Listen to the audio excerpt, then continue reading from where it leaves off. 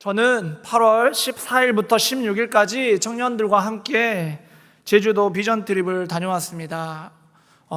이전에 먼저 정준 목사님께서 말씀해 주셨는데요.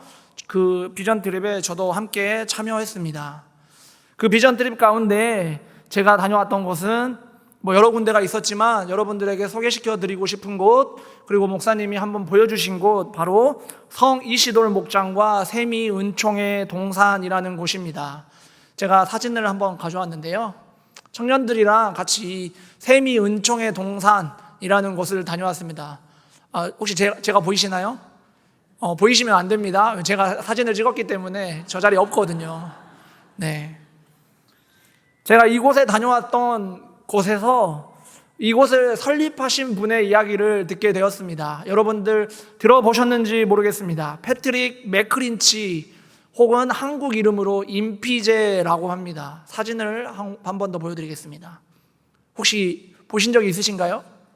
한 번도 없으신가요? 이 제주도, 정말로 가난하고 힘들었던 이 제주도에 이 성 이시돌 목장과 세미 은총의 동산, 그리고 엄청나게 많은 것들을 설립하신, 어떻게 보면 제주도의 아버지라고 부를 만큼 정말 제주도에서는 엄청난 영향력을 끼치셨던 한 신부님이십니다. 그는 1954년에 아일랜드에서 제주도로 선교를 가게 되었습니다. 54년, 여러분들 기억나십니까? 제주도에 어떤 일이 있었죠? 제주도에는 4.3 사건도 있었고요, 6.25 전쟁도 있었습니다.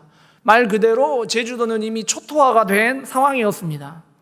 그때 제주도에 도착한 이 아일랜드 사람 임피제 신부는 이대로 가다간 제주도민이 다 죽겠구나 싶어서 그들을 살려야겠다라는 생각을 했습니다. 그가 아일랜드에서 아버지를 통해서 이 축산과 목축을 배웠었는데, 그 기술을 자신은 알고 있었기 때문에 이 제주도 사람들에게 축산과 목축의 방법을 알려줘야 되겠다라고 생각을 했습니다. 그런데 이 사람들에게 아무리 돼지를 한번 키워보세요 라고 이야기를 해도 이거 더러운데 어떻게 키워요? 라고 사람들이 안 키우는 거예요. 5년 동안 돼지를 키워보라고 해도 안 키우니까 안 되겠다, 수를 써서 자기가 미사를 집전하고 예배를 드리러 온 사람들에게 그 새끼 돼지를 좀 맡아달라, 이렇게 해가지고 처음에 8마리를 분양한 게 시작이었다고 합니다. 지금 제주도에 가시면 흑돼지 드시잖아요? 안 드시나요? 흑돼지가 굉장히 유명해진 이유가 이 임피제 신부 덕이었다고 합니다. 그 이후에 말도 키우고 목장을 키우고 또 신앙적으로도 제주도민들에게 하나님의 이름을 전하면서 그곳에 있는 많은 사람들이 경제적, 사회적으로 변화를 일으키게 되었습니다. 그 공로 때문인지 아시아의 노벨상이라고 불리는 막사이상이라고 하는 상을 받으셨고, 2014년에는 한국에서 국민훈장 모란장을, 또 모국인 아일랜드 정부로부터는 대통령상을 받았다고 합니다. 이 임피제 신부는 사실 종교인이잖아요. 제주도 사람들의 삶의 변화를 이끌어낼 필요가 별로 없었어요. 그저 예수의 이름만 전하면 되는 존재였습니다. 그런데도 불구하고 그가 일면식도 없는 이 제주도민들을 위해 마지막 날까지 최선을 다할 수 있었던 까닭은 바로 그리스도의 마음을 품었기 때문입니다. 그가 한 인터뷰를 제가 가져와 봤습니다. 임피제 신부는 이렇게 이야기했다고 합니다. 그리스도인으로서의 근본적인 의무는 서로 사랑하라입니다. 가난한 이웃들을 돕는 방법은 여러 가지가 있을 수 있겠지만 가장 효과적인 방법은 그들을 경제적으로 독립시켜주는 것이라고 생각했어요. 60년이 넘는 시간 동안에 이 제주도민과 생활했던 이 임피제 신부는 갈등에 대해서 또한 이렇게 이야기했습니다. 갈등을 푸는 방법 우리 모두가 알고 있습니다. 그런데 머리로만 알고 있죠. 예수님은 이렇게 말씀하셨어요. 내 이웃을 자기 몸같이 사랑하라고. 모든 사람을 좋아하라고 하는 것이 아니에요. 그건 불가능하니까. 좋아한다와 사랑한다는 큰 차이가 있어요. 상대방을 위해 희생하고 도와줄 수 있는 것이 사랑이에요. 저는 이 말을 통해서 사랑이 무엇인지, 그리고 그 사랑을 실천하는 게 무엇인지를 생각하게 되었습니다. 그래서 우리는 어떠한 선택으로 하나님의 말씀을 증거하며 살 것인지 고민해야 하지 않겠습니까? 삶은 선택의 연속입니다. 내가 어떤 것을 선택하느냐에 따라서 물론 자잘자잘한 것은 내 삶에 어떠한 영향을 미치지 않을 때도 있지만, 그러나 내 인생의 전체를 좌지우지하는 경우가 있습니다. 그래서 우리는 특별히 그리스도인으로서 선택을 할 때에 굉장히 중요하게 해야 해요. 그래서 어떤 사람들은 하나님이 원하시는 게 뭘까 고민하다가 하나님의 음성 듣기라든지 예언 등에 관심을 갖습니다. 여러분들도 그러셨는지 모르겠는데, 제가 어렸을 때 저의 교회 모교에서 하나님의 음성을 들으라고 좀 무등산에 기도원에 가서 이 소나무 뿌리를 뽑으면 하나님의 음성이 들린다. 그래서 자주 갔던 기억이 납니다. 하나님의 뜻을 알기 위해 많은 방법을 우리는 사용합니다. 그래서 그 갈급한 마음이 우리가 있기 때문에 아마 그런 행동들도 하는 거 아닐까요? 그런데 분명한 것은 하나님의 뜻은 그런 식으로는 알기가 너무나도 어렵습니다. 소나무 5개 뽑는다고 하나님의 음성 들리지가 않아요. 그러면 우리는 하나님의 말씀을 어떻게 알 수 있을까요? 그 음성 어떻게 들을 수 있을까요? 하나님은 이미 우리에게 음성을 보여주셨습니다. 이미 말씀하고 있습니다. 아니, 어떻게요? 바로 성경의 말씀이요, 그 말씀 가운데에 담겨있는 하나님의 기쁘신 뜻입니다. 그 안에서 우리는 하나님의 말씀에 따라 옳은 것을 선택할 줄 아는 용기가 필요한 것입니다. 오늘부터 우리는 주일 저녁 구약의 인물들을 통하여 하나님의 뜻 안에서 그 인물들이 어떠한 선택을 하는가를 볼 것입니다. 그리고 오늘은 그 첫 번째 시간, 믿음의 조상 아브라함의 선택을 함께 보면서 앞으로 우리 신앙교회 성도님들이, 그리고 우리 신앙교회가 어떠한 길을 가야 하는지 표지석이 되기를 원합니다. 아브라함과 롯은 오늘 함께 읽은 본문 그 전에 갑작스러운 부를 소유하게 되었습니다. 그것은 아브라함이 자신의 안위를 지키기 위해서 아내인 사라를 누이라 속임으로써 얻게 된 부였어요. 사실적으로 애굽 왕은 아무것도 잘못한 게 없었어요. 그럼에도 불구하고 하나님의 어떤 화를 받았고, 그 화목의 선물로서 많은 짐승과 금, 은을 보냈습니다. 이제 재산이 많이 늘어났습니다. 재산이 많이 늘어났으니까 부자가 되었겠죠? 부자가 되면 행복했을까요? 아무도 대답이 없으시네요. 부자가 되면 행복했을까요? 아니요. 다들 알고 계시죠? 오늘 함께 읽은 5절과 7절의 말씀입니다. 아브라함의 일행 롯도 양과 소와 장막이 있으므로 그 땅에 그들이 동거하기에 넉넉하지 못하였으니 이는 그들의 소유가 많아서 동거할 수 없었음이라. 그러므로 아브라함의 가축의 목자와 롯의 가축의 목자가 서로 다투고 또 가나안 사람과 브리스 사람도 그 땅에 거주하였느니라. 갑자기 늘어난 부는 복이 아니었어요. 어떤 의미로서 그 부는 부끄러운 소득이었습니다. 왜 그렇죠? 자신이 거짓말을 해서 얻은 부였기 때문입니다. 아브라함은 그 부를 받지 않아도 됐어요. 아, 왕이여, 내가 이걸 거짓말해서 그랬사오니 이거 내가 차마 받을 수 없습니다. 이렇게 얘기하면 됐는데 아브라함은 그렇게 하지 않았어요. 그 부를 누리고자 했습니다. 그러므로 분열이 일어나고 갈등이 생겨났습니다. 여기까지 온 것이 하나님의 은혜였으나 그들은 자신의 선택 가운데 하나님의 음성에 귀 기울이지 않았어요. 하나님, 내가 이 부를 받아야 합니까? 말아야 합니까?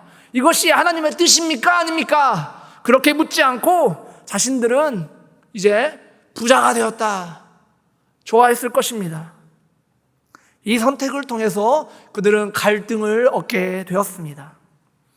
그 갈등 가운데 아브라함은 그래도 하나님을 직접적으로 만났던 사람이었는지 분쟁을 피하고자 롯에게 선택권을 넘겼습니다. 이제 너가 선택해라. 그때 롯이 어떻게 대답하나요? 롯은 아닙니다. 제가 어떻게 형님도 있고 형님 먼저 아우 먼저 형님 먼저 아우 먼저 이렇게 하지 않았어요. 롯은 아브라함의 이야기를 듣자마자 바로 눈을 들었습니다. 안 그래도 롯도 불편했나 봐요. 더 이상 아브라함하고 같이 못 살겠다. 눈을 들었습니다. 그때 여호와의 동상 같고 애굽 땅과 같았던 소돔과 고모라를 보았습니다. 아름다워 보이는 그곳을 향해 거침없이 나아갑니다. 그는 단 한 번도 주저함 없이 땅을 선택하는 것을 아주 손쉽게 결정합니다. 이때 롯이 땅을 선택하는 기준이 어떤 것이었습니까? 바로 이익입니다. 롯은 이익의 가치관으로 삼았습니다. 자신에게 도움이 된다고 생각하는 그 무언가를 선택하는데 주저함이 없었다라는 것입니다. 그런데 여기에서 주의해야 할 점은 이 롯이 하나님을 전혀 모르는 생판 모르는 사람이 아니었다는 거예요. 롯은 아브라함을 따라서 이 가나안 땅에 왔던 존재입니다. 하나님을 알았어요. 하나님을 믿는 사람이었다는 겁니다. 그래서 이 롯은 하나님의 구원사 안에 포함되어 있던 인물입니다. 하나님의 족보 가운데 이 롯도 등장한다는 겁니다. 그런데 자신이 선택해야 할 상황이 오자 그는 하나님께 전혀 묻지 않고 눈을 들었고 눈에 맞는 곳을 선택했고 그곳으로 발길을 돌렸습니다. 세상의 가치관으로 보면 그는 아주 유능한 사람이에요. 어쩌면 사람들이 봤을 때, 특별히 우리 교회 다니는 사람들이 봤을 때 롯은 하나님께 은혜를 받아서 저 요단 강편에 있는 가장 아름답고 부유하고 하나님의 동상 같은 곳으로 이동하게 되었다 칭찬받는 사람이었을 수도 있습니다. 우리는 지금 결과를 알고 보고 있잖아요. 소돔과 고모라가 멸망할 것을 이미 알고 있습니다. 그런데 소돔과 고모라가 멸망할 줄 모르는 사람들이 롯을 보고 있으면 어떤 마음이 들까요? 와, 탁월하다. 역시 부동산 잘한다. 땅값이 어디 오를 줄 안다. 하나님이 복 주셨다. 이렇게 생각하지 않았을까요? 자신의 이익을 위해 귀를 닫고 하나님의 음성을 듣지 않고 하나님의 말씀에 순종하지 않은 그것이 롯이었고 어쩌면 우리들의 모습일지도 모릅니다. 우리는 하나님을 믿는다 하면서도 하나님의 음성에 귀 기울이지 않는다면 하나님을 믿지 않는 자들과 대체 무엇이 다릅니까? 오늘날 우리는 그 의미를 깊이 생각해 봐야 합니다. 이와 다르게 아브라함은 롯에게 먼저 선택권을 넘겼습니다. 세상의 가치관으로는 바보죠? 바보 아닌가요? 땅값이 오를 곳을 선택하지 않았다니까요. 그런데 그러한 바보 같은 선택을 했던 이 아브라함에게 하나님은 나타나셨어요. 14절의 말씀입니다. 롯이 아브라함을 떠난 후에 여호와께서 아브라함에게 이르시되 너는 눈을 들어 너 있는 곳에서 북쪽과 남쪽 그리고 동쪽과 서쪽을 바라보라. 언제 하나님이 등장하시죠? 롯이 아브라함을 떠난 후에. 어쩌면 우리가 가장 좋은 것을 포기했다고 느꼈을 그때에 내가 이제 아무것도 선택할 수 없다고 느꼈던 그 마음이 들 때에 하나님께서 우리에게 말씀하신다라는 것입니다. 분쟁을 피하고 하나님의 가르침의 말씀에 맞게 살아갈 때 하나님이 나타나 이제 아브라함에게 말씀하시는 것입니다. 모든 것을 허락하시겠다는 약속입니다.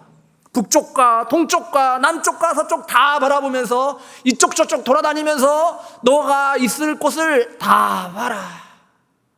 그런데요, 여러분들 한번 그 땅을 한번 생각해 봅시다. 그 땅에 뭐가 있습니까? 지금 뭐가 있나요? 아니요, 아무것도 없습니다. 벌판이에요. 저희가 11월 달에 성지순례 가시는 분들은 아마 이스라엘 땅들을 보시게 되실 것인데, 그 땅에 아무것도 없어요. 진짜 벌판입니다. 여러분들이 아브라함이라고 생각해 봅시다. 땅을 봤어요.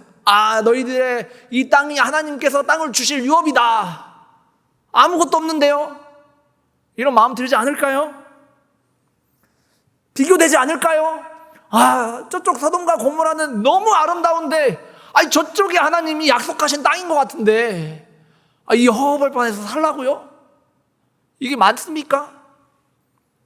그런데 아브라함은 그러한 상황에서 제일 먼저 하는 것은 예배였습니다. 18절의 말씀입니다. 이에 아브라함이 장막을 옮겨 헤브론에 있는 마물의 상수리 스풀에 이르러 거주하며 거기서 여호와를 위하여 제단을 쌓았더라. 아멘. 아브라함은 보았던 것입니다. 무엇을 보았을까요? 허허벌판을 보았나요? 아니요. 그곳에 하나님이 거하시는 것을 보았던 것입니다. 자신의 자손들이 그 땅에 머무를 것을 보았습니다. 하나님의 임재하심을 보았습니다. 하나님께서 눈을 들어보라 말씀하셨기에 아브라함은 하나님의 눈으로 그 땅을 볼 수 있었던 것입니다. 그 땅은 이제 가물어 메마른 땅이 아니라 성령의 단비가 내리는 땅이요, 하나님이 머무시는 땅입니다. 아브라함은 거기에서 하나님을 예배했고, 롯은 하나님을 예배하지 않고 자신의 이익을 따라 쫓아갔습니다. 이 두 사람의 선택이 전혀 다른 결과를 낳게 되었습니다. 사회적으로 성공한 그리스도인처럼 보였던 이 롯은 자신이 머물렀던 성읍과 자신이 가진 모든 것을 놓고 와야 하는 채 모든 것을 잃어버려야 하는 아픔을 겪게 되었어요. 그 이후에 25년 동안 아무것도 이룬 것 없이 늙어버린 것만 같은 이 아브라함은 하나님의 약속이 성취됨을 보았습니다. 또한 심판당하는 소돔과 고모라를 보며 그 연기 가운데 죽어가는 사람들을 위해 기도하는 자가 되었습니다. 롯, 아브라함 모두 자신의 선택을 책임져야 했습니다. 선택의 책임은 오롯이 본인이 지는 것입니다. 신앙교회 성도 여러분, 여러분들은 어떤 선택을 하고 계십니까? 오늘 아침에 무엇을 먹을까? 점심은 무엇을 먹을까? 저녁은 또 무엇을 먹을까? 이것만 선택하고 계시진 않으십니까? 아브라함의 선택, 우리는 그 선택을 본받아 하나님의 말씀에 따라 살아가는 삶을 소유해야 할 것입니다.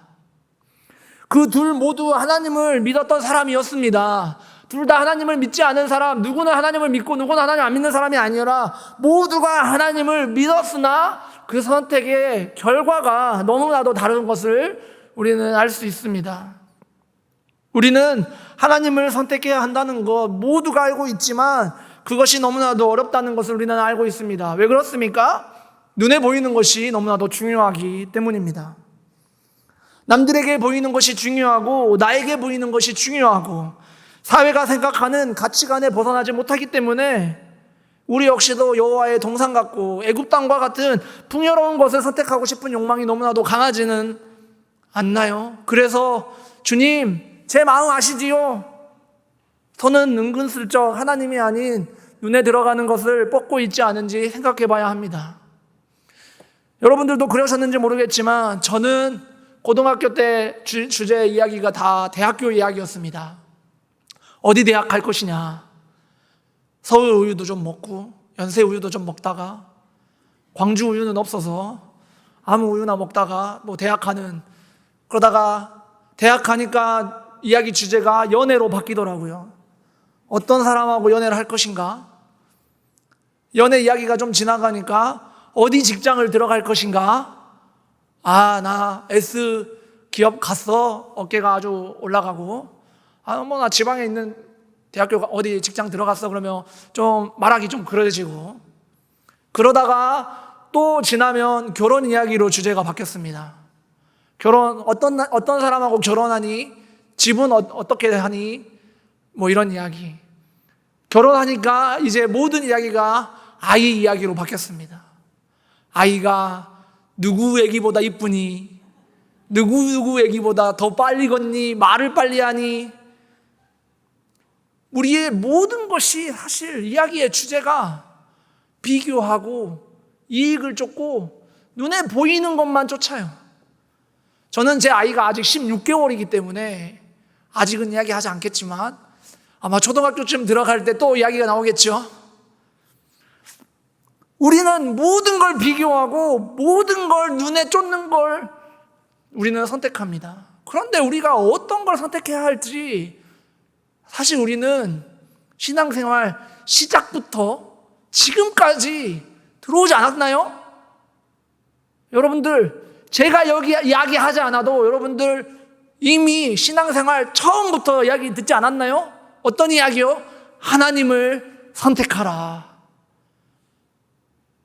그런데 왜 이렇게 많은 시간이 흘렀음에도 불구하고 아직도 이러한 이야기를 하게 되는 것일까요? 우리가 하나님을 선택하지 못하고 있기 때문입니다. 어제 양진일 목사님께서 한국교회가 걸어온 길, 앞으로 걸어갈 길이라는 주제로 특별 세미나를 진행해 주셨습니다. 그 이야기를 듣다가 한국교회가 약화되는 그 과정을 듣게 되었고, 중요한 선택을 해야 할 때마다 우리 한국교회가 악수를 두었던 것을 보았습니다.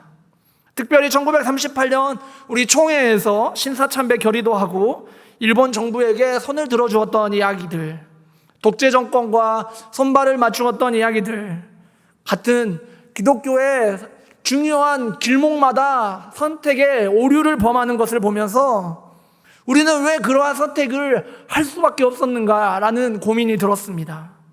물론 모든 기독교인들이 이 일에 대해서 동의하지 않았을 뿐더러 대항했던 분들이 많았던 것을 우리는 압니다. 그러나 이러한 선택들이 두고두고 오명으로 남아 우리들을 괴롭히고 있음을 우리는 알고 있습니다. 그리고 이제는 우리에게 우리가 어떠한 선택을 해야 하는지 다시 한번 묻고 있어요. 그러면은 우리는 이제 그러한 선택 가운데에서 어떤 선택을 할까 고민하며 물어야 합니다. 누구에게 물어요? 하나님께 물어야 합니다. 말씀으로 돌아가야 합니다. 우리는 어떤 선택해야 될까요? 어떤 결정 내려야 할까요? 우리는 어떤 것을 쫓아야 할까요? 우리가 바라봐야 하는 땅은 어떤 땅일까요? 늦을 수 있습니다. 때를 놓칠 수 있습니다. 그래서 롯이 먼저 선택할 때 난 너무 늦은 거 아닌가? 나도 빨리 선택해야 되는 거 아닌가? 할 수 있어요. 그러나 하나님의 말씀에 우리가 잠잠히 귀 기울일 때에 당장은 좋아 보이지 않고 당장은 아닌 것 같아 보이나 그것이 하나님 안에 축복이었고 옳은 길이었고 주의 길이었음을 우리는 알게 될 것입니다. 어제 그 세미나를 듣고 제가 마음이 불이 타가지고 오늘 아침에 신한교회 80년사를 사무실에서 빌렸습니다. 그래서 제가 오늘 아침부터 제가 여기 올라오기 전까지 그거를 다 읽었어요. 그걸 다 읽다가 우리 신한교회에 너무나도 훌륭한 역사가 있었다는 것을 알게 되었습니다. 많은 훌륭한 분들이 계셨지만 제가 오늘 한 분 소개시켜드리고 싶은 분은 이현필 선생님이십니다. 여러분들이 저보다 더 잘 아실 것이라고 생각하니까요.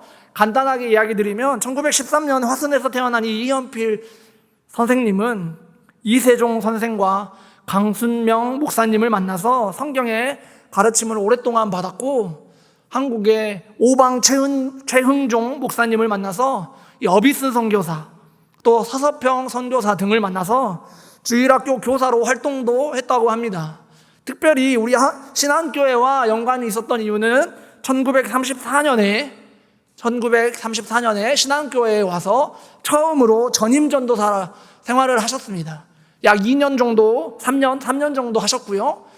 그 이후에 광주의 고아들을 위한 동강원이라는 공동체를 세웠다가 그것이 나중에 비난받자 이 동강원을 남원으로 옮기고 불우한 이웃들을 위해 계속 진행하시면서 귀위런이라는 이 아이들을 위한 단체를 만드셨습니다. 또한 결핵환자를 위해서 송등원이라는 곳을 설립하셨다고 합니다. 그는 마지막까지 결핵환자를 간호하다가 폐결핵에 감염돼서 51세의 나이로 별세하셨습니다. 이현필 선생님은 우리 신안교회의 첫 번째 장로님으로 알려져 있는 백춘성 장로님과 함께 이 신안교회에 굉장히 많은 역할을 하셨고요. 또한 우리가 무교단 시기에 이 동강원 목회자들이 신안교회에 와서 굉장히 오랫동안 또 목회 활동을 해주셨다고 합니다. 이 이현필 선생님은 맨발의 성자라고 불릴 만큼 아름답고 위대한 삶을 살았다고 저는 자부합니다. 그 무엇도 소유하지 않고 청빈과 순결 이러한 것들을 강조하였기 때문에 어쩌면 그러한 전통들이 우리 신앙교회에 남아 신앙교회가 굉장히 청빈과 어떤 순결들을 강조하지 않는 교회가 아니었나라는 생각이 듭니다. 그런데 세상적인 가치관으로 봤을 때는 멍청한 짓이에요. 멍청한 짓. 이런 사람이 없어요. 제가 그렇다는 게 아니라 세상의 가치관으로는 그렇답니다. 아무것도 가지지 않잖아요. 모든 걸 누리도 되는 사람인데 아무것도 가지지 않았어요. 편안하게 살지 말라고, 남들을 위해 살지 말라고, 눈들어 아름다운 땅 좀 보라고 말할 수 있을 거예요. 그런데 우리 신앙교회의 믿음의 조상들은 그렇게 하지 않았다는 것입니다.